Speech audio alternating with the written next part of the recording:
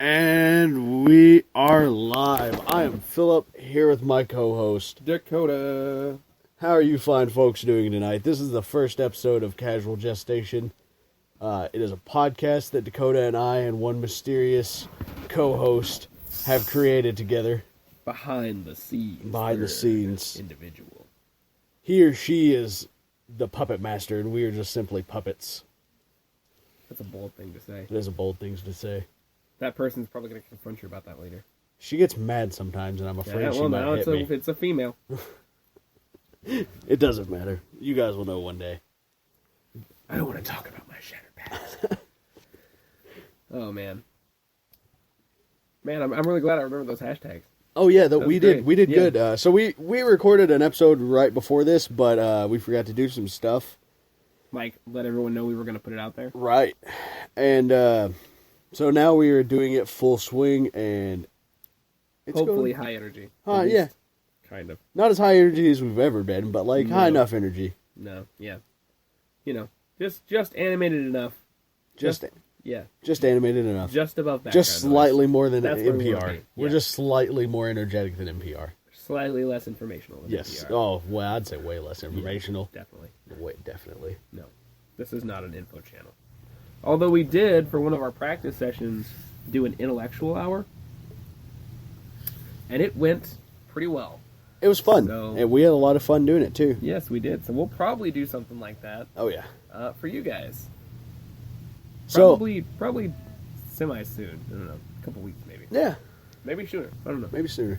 It depends on how often we end up recording and Yeah. what so- you guys want us to talk about. We don't have any topics for tonight, so we're just kind of freeballing it. Yeah. Bringing you the real, true improv side, man. Oh yeah, man. For you to absorb with your eye holes, your tasty eye holes. Or ear holes, nose holes. There's a couple other holes we can't talk about, but If you're using those headphones that are actually release micro vibrations against the thin skull behind the ear so that it'll rattle your eardrum appropriately. And What? you can still technically hear us. You too. what are you talking about? All right, Is that so a they thing? they Wow. make this kind of headphones. They're called, I think the brand's called like Quakes. And you put them on, and they wrap around a touch, right behind the base of your ear. So they near don't, where they the- don't go in your ear. No. They can sit in front or behind the ear, and both of those areas have these basically like very, very thin structures that carry vibration really well, and it will carry the vibration to your eardrum and create the sensation of hearing without actually hearing any viable audio. So when you receive viable audio, it actually will supersede whatever you're listening to, unless whatever you're vibrating is like just so loud. So I'm assuming that probably came from hearing aid kind of stuff, right? I would say maybe. I cannot recall. I think it may. I feel like if not, then that's it came from like the same concept. it's the same kind of technology, Yeah. I would assume. It was a workaround for what was once a form of deafness, which now obviously is not. But it was basically, for some reason, your ear would not transfer vibration through its membrane to the inner ear. The cochlea and all that jazz.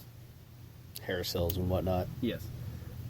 Something was wrong with that system. It wasn't transferring. But they found if you went in front of or behind and stimulated it manually, it would totally still work. And so they basically like cracked vibrations of sound, which I imagine probably wasn't too hard since sound is vibration. But Yeah. it could have also been really difficult. I don't know. I'm assuming it's pretty hard because I wanna it's go with like pretty way hard. the fuck over my Yeah. head. But I don't want to also say like it must have been like incredibly hard work, and then someone was like, "Well, I mean, it's a rudimentary algorithm." Like, Oh yeah, excuse me. Fuck. Yeah.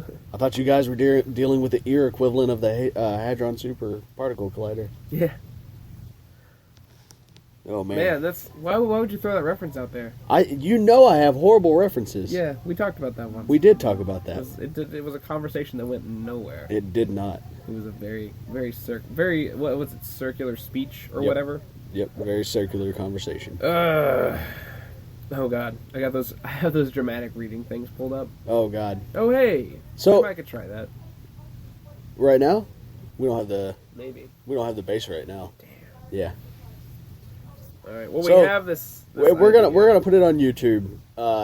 We might even do video for it, but they're dramatic readings, and we'll just play a little music that is fitting for the reading. And sometimes the readings go good, and sometimes they go extremely bad.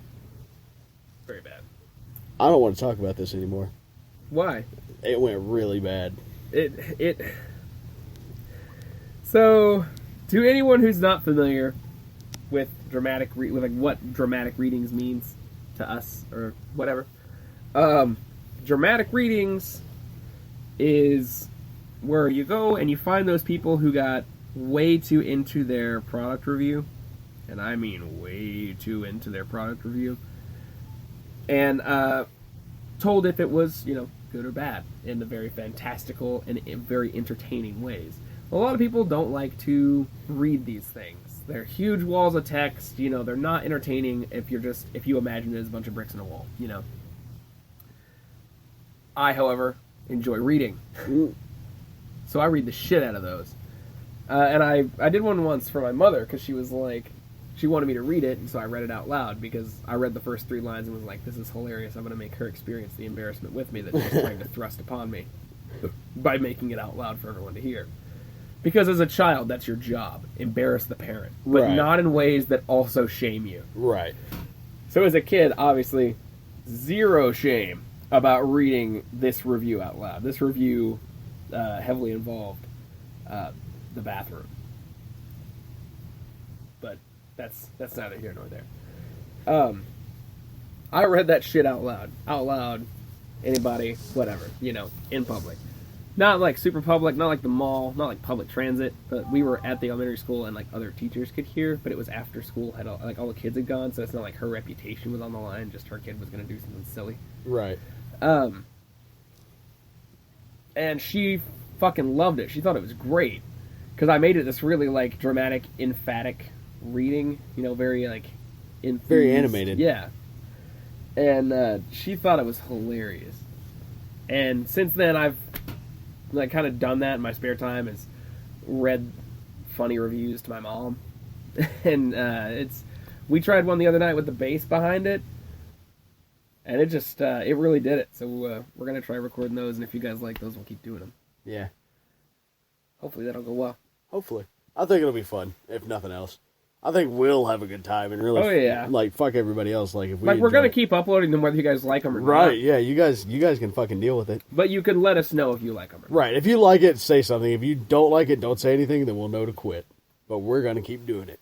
We'll just probably quit uploading them. No, I don't see that happening. Okay, fuck it, we'll upload them anyway. Say if we're having a good time, then Fuck it. fuck it. Yeah. Alright, cool. I mean, the videos we upload for ourselves. This is the just official ours. stance of Casual Gestation. We're drawing the line. That shit was funny. That was really funny. Man, a lot So- of reliving practice. So, Happening I want to hit on this because it was fun talking about the other day. Mhm. Modern feminism. Oh, And before we start this conversation and start pissing people off, we are both completely for equal rights of everybody. Yeah, Not we're just both- women, not just like any specific group. I'm just Everybody saying, deserves. Even saying that, like, people are gonna get offended. Yeah, no, Like, people are going to get offended by this either way. I don't give a shit. I want to. No, people are gonna get offended just by you saying that, like, we're for equal rights of everyone. Like, there's people that are like, why are you saying such an umbrella defensive phrase? Are you defending the system? You know what I'm saying? Yeah, no, I understand. I'm people are very gonna- familiar with the minds we're about to talk about. I understand people are going to be upset, especially feminist, which is good because fuck them, the modern feminist. Anybody who's a feminist in the sense of like, hey, women deserve equal rights because they're equal. I completely agree with you. I have no arguments with that statement whatsoever. None. None. I don't even have anything to add. You worded it perfectly. Yeah, it's very concise. The problem I have is the women that are like castrating men and doing things like that. They're also called femitheists. For those of Yeah. you who aren't familiar, the reason I am is because this used to be how I like got myself through long night shifts, or how I woke myself up when I needed to be awake after any sleeping session. Is I would go and I would read these rage threads on an infamous image board, and they were full of third wave radical feminist, like literature and postage and things like that. And they were obviously very upsetting because, like, one, why do you think this? What's going on in your brain that makes you think this way? What kind of serious mental acrobat do you have to be, Olympian level flexible thinking, to say and believe so many different things at once? But secondarily, because they generally involved the evil of the male gender. Right. Of which I am. And so I would often feel, oh, how nice. I know. Have that in common. Dear God, where was I? You're talking. It's just such a madcap rant. I hate getting into this. I love getting into it. I love watching you go on rants. Oh, man. That's why I do things like this. Yeah. I wasn't going to say it. Basically, modern feminism is not true feminism. Yeah. It is. It's just people being hate-filled. Yeah, it's just people being very hateful. Like, and another official stance of the podcast is love everybody. Yeah. Everybody. I don't mean that like a gay way. Just be nice to people. Don't be an asshole. Gay? Like in a homosexual way. In reference to what? What about homosexuals? Nothing is wrong with homosexuals. What if they want to love? They can love. And you can love homosexual. And a homosexual can love you. It's a great response. It is a great response. Thank you. Oh, God. We get a kick out of that. Yeah. It goes back a little bit. So we're of the stance that words shouldn't hurt you.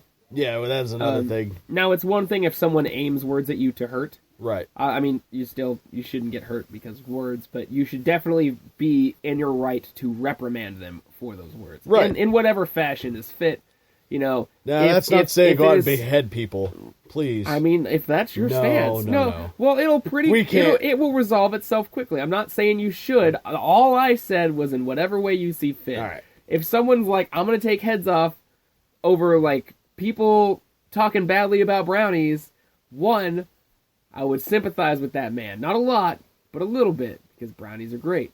They are. Secondarily, you know, that's what he thought was appropriate.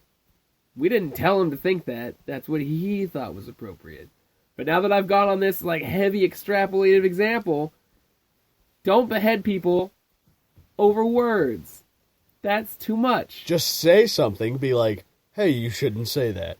Yeah. If they continue to, then they're just a dick, and that's... And if it's hate speech, like if it's legitimate hate speech, like people actively preaching hate about something, like, you know, like X race should die. Or perfect X example. Look at, like, Hitler with his hate speech against the Jews. That's legitimate hate speech. Hitler talking about the Jews was almost everything that came out of his mouth was hate speech. If you can replace the word Jews with whatever race or whatever, and what you said fits the Hitler hate speech example, it's hate speech.